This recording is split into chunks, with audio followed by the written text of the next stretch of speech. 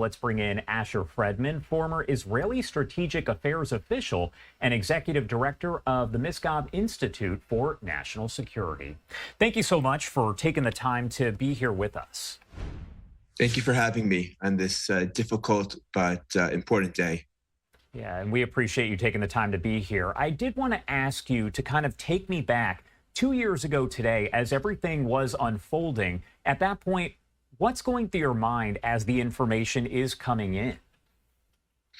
Walking to synagogue with my 2 younger children, and the sirens go off. The rockets are, going off in the air. I pick up my little one from his stroller, run back home to our safe room, and then, of course, start checking the news. And we hear about a kidnapping. We hear about this party that all of a sudden is under attack.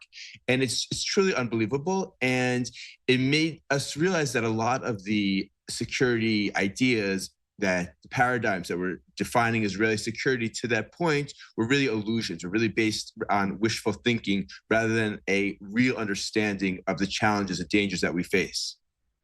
And now, 2 years later, we look back. It is October 7th of 2025. This happened October 7th of 2023. Did you imagine that 2 years later, we would still have nearly 50 hostages that are being held in captivity? Again, 2 years after all of this unfolded. Absolutely no. We would have certainly liked to see our hostages back home. And we're deeply thankful to President Trump for becoming so involved and so committed to the goal of bringing all the hostages home. We have to recall that over these past 2 years, Israel has struck and weakened, and in some cases thoroughly defeated, its enemies to the north. Hezbollah struck Iran, took out the leadership of the Houthis, and dealt Hamas a very severe blow. And the question is, what comes next? We obviously want to get our hostages home. We don't want to be in a situation where there's another devastating war a year from now, 2 years from now, down the road. Israel has insisted that Hamas must no longer be the dominant armed force on the ground.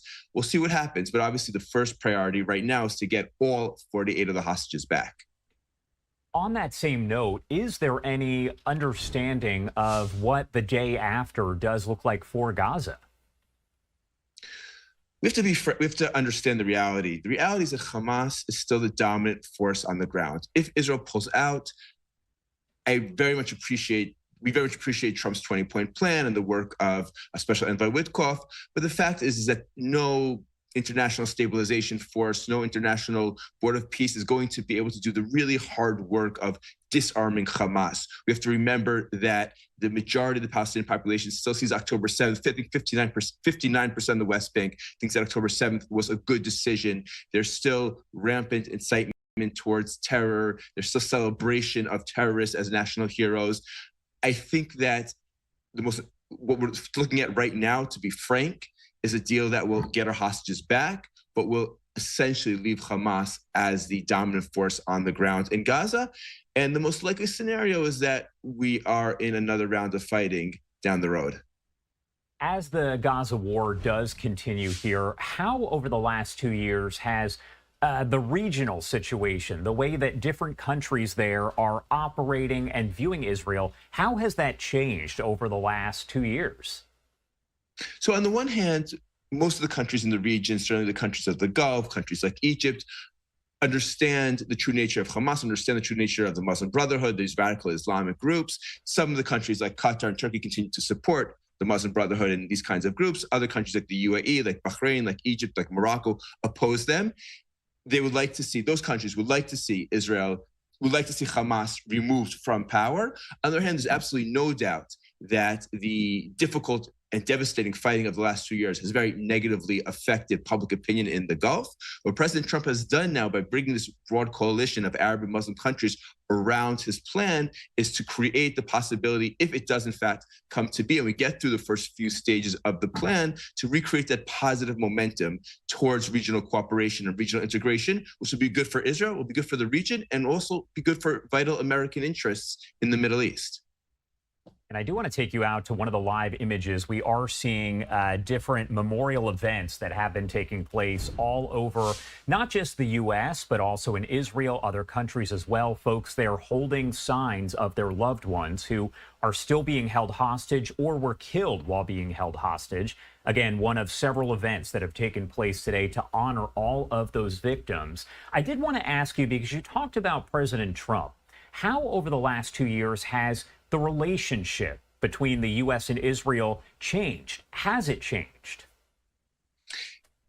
President Biden initially expressed strong support for Israel, and that was deeply appreciated. But then he imposed a de facto arms embargo on Israel right at our most difficult moment. I can tell you that when I personally was serving in Lebanon and we had driven Hezbollah out of one village, and we knew that Hezbollah was in the next village over, we didn't go into the next village because we were concerned that we didn't have enough tank shells and other equipment because President Biden was withholding them.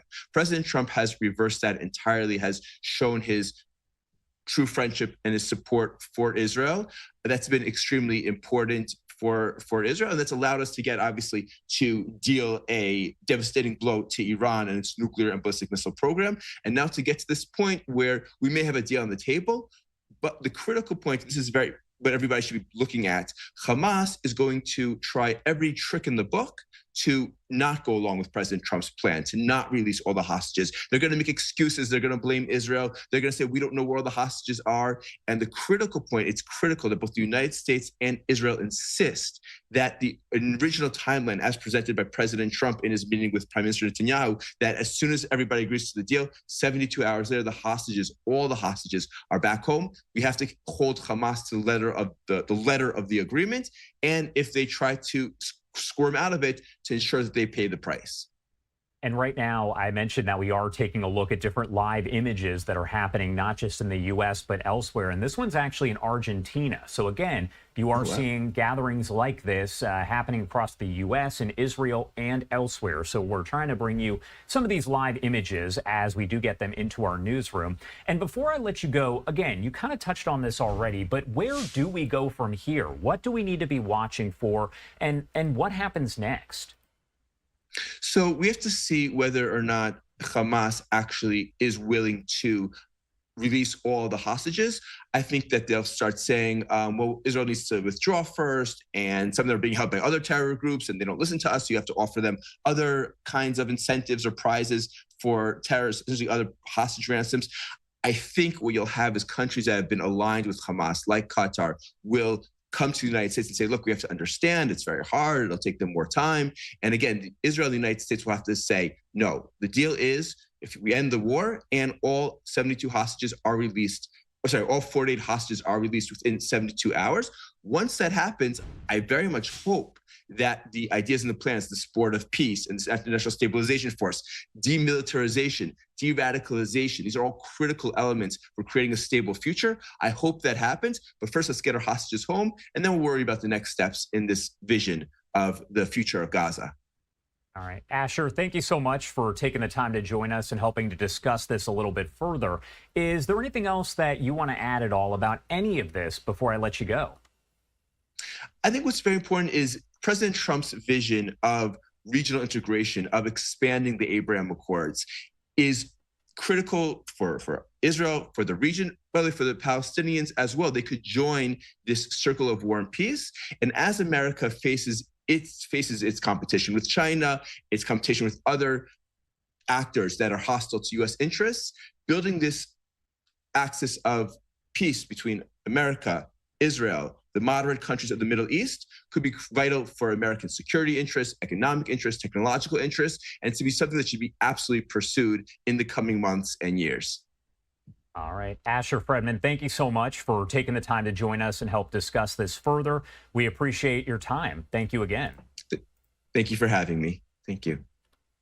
And of course, we continue to cover everything related to the 2-year mark of the October 7th attack there on Israel by Hamas. Again,